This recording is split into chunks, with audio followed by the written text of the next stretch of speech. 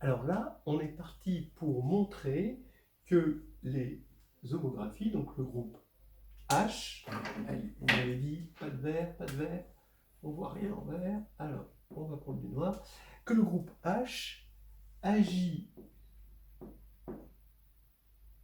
transitivement sur l'ensemble des droites et cercles. Donc ce que je vais appeler voilà, l'ensemble des droites, l'ensemble des cercles du plan complexe. Là, on est vraiment dans ces... Alors, il agit bien sûr par action directe, quoi, hein. On regarde l'image d'une droite, l'image d'un cercle. Donc, l'image d'une droite est une droite ou un cercle. D'accord ? Voilà.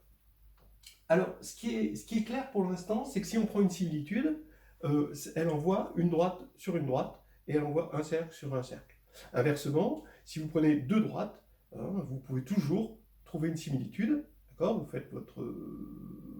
D'abord, vous multipliez par petit a pour avoir une parallèle, vous tournez comme ça, et ensuite vous translatez. Vous avez toujours une similitude qui envoie la première droite vers la seconde. De la même manière, si vous vous donnez deux cercles, vous pouvez toujours trouver une similitude qui envoie le premier cercle sur le second. Ça, c'est évident. On va s'en servir, hein, évidemment.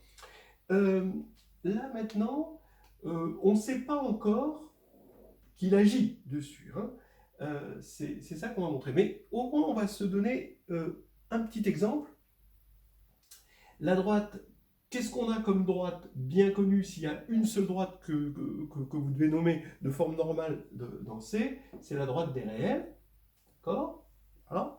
Et puis, s'il y a un seul cercle que vous devez connaître dans C, ben c'est le cercle unité.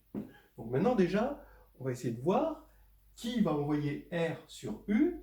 On sait que dans R, ben justement, ça tombe bien parce que dans R, il y a 0, l'infini, 1. Et dans U, on va avoir 1,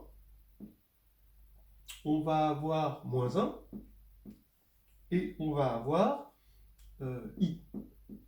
D'accord? Donc c'est le cercle unité, hein, complexe. Alors ici, comment on va trouver? On sait qu'il existe une unique homographie. Comment on va la trouver? 0 envoyé sur 1, donc maintenant l'infini sur moins 1, 0 et 1 sur i. Bon, on a trouvé des formules. Vous vérifiez que z donne i plus 1 sur moins i z plus 1 va marcher, effectivement. Vous prenez 0, ça va aller envoyer sur 1. L'infini, ici l'infini, ça fait moins i sur moins i, ça fait moins 1. Et 1, ça fait 1 plus i sur 1 moins i. Mais bon, c'est finalement, voilà, 1 sur i sur 1 moins i, on vérifie que ça fait i. Donc maintenant, est-ce que ça envoie bien? C'est pas parce qu'on a envoyé 3 points qu'on a envoyé R sur U. Il faut montrer maintenant que notre H, là, qu'on envoie bien R sur U. Alors, peut-être pas R, vous voyez, pour avoir moins 1, il faut avoir l'infini, donc ici, hein, d'accord, on va mettre un chapeau pour rajouter l'infini à R selon notre petite cuisine de calcul où on intègre l'infini avec la famille des gens qui se calculent. Alors, maintenant, qu'est-ce que c'est? Ça va être l'ensemble des... Donc H de R, bon, on mettra le chapeau après, mais bon, de toute façon, pour l'infini, c'est déjà bouclé, donc il suffit de regarder H de R. C'est égal à l'ensemble des i lambda plus 1 moins i lambda plus 1 quand lambda parcourt R, par définition. Et maintenant, je vais faire un petit calcul de ça. Alors ça va faire... je vais multiplier par la quantité conjuguée, donc ça fait i lambda plus 1 carré sur... on va avoir lambda carré plus 1. Voilà. Maintenant, je développe, ça fait 1 moins lambda carré plus 2i. Donc ici, je reconnais ceci. Et je sais que ça c'est cosinus θ plus I sinus θ. Alors je passe évidemment par, pour obtenir cette formule-là, je passe par la paramétrisation par tangente de la moitié, de θ sur 2, et on voit bien que pour θ égale pi, on a l'infini. C'est ça qui nous donne que l'infini, ça va aller vers moins 1, parce que on aura θ égale pi, tangente θ sur 2 égale l'infini, tout concorde, on a tout recollé, et donc on a bien montré que h de r, c'était u moins le point moins 1, et donc en rajoutant, en compactifiant r, ici, on a bien u. Donc déjà, pour 1, ça marche.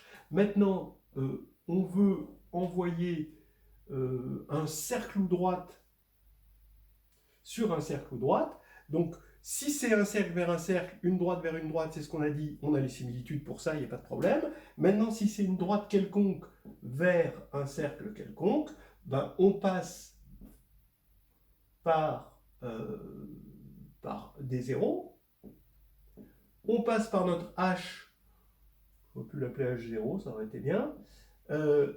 Ça va nous donner ces zéros. Et puis ensuite, ici, on a une similitude. Ici, on a une autre similitude. D'accord? Et donc, ici, on a notre h' qui va envoyer. Donc, en fait, pour l'instant, on n'a pas encore montré que h agissait là-dessus, mais on peut montrer qu'il existe pour tout élément de D union C, pour tout couple d'éléments, on peut envoyer par une homographie le premier vers le second. C'est déjà pas mal. Maintenant, on va montrer que H agit transitivement sur les droits ou cercles. On a montré que c'était transitif, mais on n'a pas montré vraiment que ça agissait. Donc on sait passer d'une droite ou cercle à un autre droite ou cercle par une homographie, mais on ne s'est pas encore montré que quand on a une droite ou cercle et qu'on passe par une homographie, on a une droite ou cercle. Alors comment on va montrer ça? Ben, avec un critère, si vous voulez, on se fixe ABC deux à deux distincts, d'accord? Et D encore distinct de A, B et C. Et maintenant, ben, D est sur le cercle circonscrit à ABC.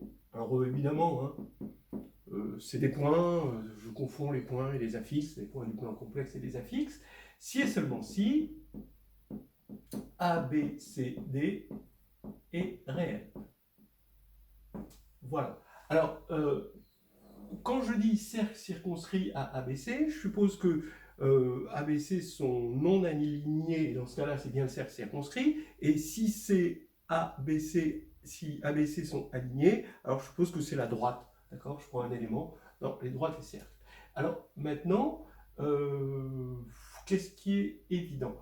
Ce qui est presque évident, c'est si c'est sur le cercle circonscrit, ben, c'est-à-dire que on va écrire l'équation du cercle circonscrit. Donc ici, si on veut montrer l'implication, Z égale, ben, il va y avoir un centre, R, ça c'est un rayon, donc ça c'est strictement positif.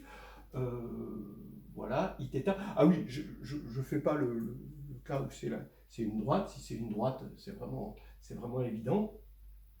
C'est la condition d'alignement en termes complexes. Hein, voilà. Et ici, je suppose que c'est un vrai cercle. Il a un centre, il a un rayon. Et maintenant, bah, A, B, C, D vont correspondre à des angles θA, θB, θC, θD. Et je vais calculer ça comme tout à l'heure. Et je vais montrer que bon, c'est juste un calcul. et je montre qu'il y a une simplification. Il y a une simplification de oméga, il va y avoir des simplifications grâce à des formules connues, type formule de Moivre. Donc ça, c'est fait, c'est des petits calculs, c'est pas la peine que je le fasse là, c'est direct, c'est des calculs qu'on trouve dans NH2G2. Donc calcul, formule de Moivre, Euler, tout ce qu'on veut, tout ce qui nous fait plaisir, et on va montrer que c'est réel, parce qu'à la fin on va avoir que des sinus, ça va se dire qu'en termes de fonctions trigonométriques réelles. Bon, donc c'est bon. Alors maintenant, réciproquement, qu'est-ce qu'on veut montrer? On veut montrer que cet ensemble-là, on se fixe, donc on va l'appeler X indice ABC, on se fixe un triplet de complexes 2A2 distincts, et on regarde X. Et on veut montrer que pour ABC fixé, donc donné, 2A2 distincts, hein, bien sûr, alors ce truc-là, c'est le cercle. Et forcément, si c'est le cercle qui passe par ABC, c'est le cercle circonscrit au point A, B et C.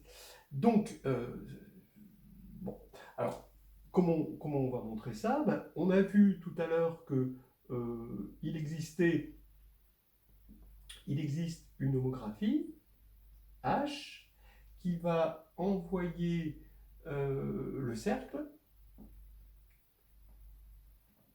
circonscrit à ABC sur la droite réelle. On l'appelait R, hein, c'est la droite des réels. Voilà. Alors, c'est une homographie, donc ça laisse invariant le birapport. Et ici, quand on va regarder H de X à BC, ça va être l'ensemble des Z' tels que, je vais appeler H de A, H de B, H de C, Z', Z' ce sera H de Z. Comme c'est resté invariant, le birapport, ça appartient encore à la droite des réels. Mais ça, comme eux, ils sont réels par construction, ça c'est facile de réel 2A2 distincts, ça c'est facile de voir que c'est R. D'accord? Parce que c'est la condition d'alignement, on transforme facilement ça en une condition d'alignement écrit avec des complexes. Voilà. Donc ça veut dire que maintenant AX, ABC est égal même à H-1 de R, et donc c'est égal au cercle ABC, peut-être ici je devrais dire moins, ici voilà, hein, c'est R chapeau, hein, normalement on a rajouté l'infini, donc peut-être moins un point.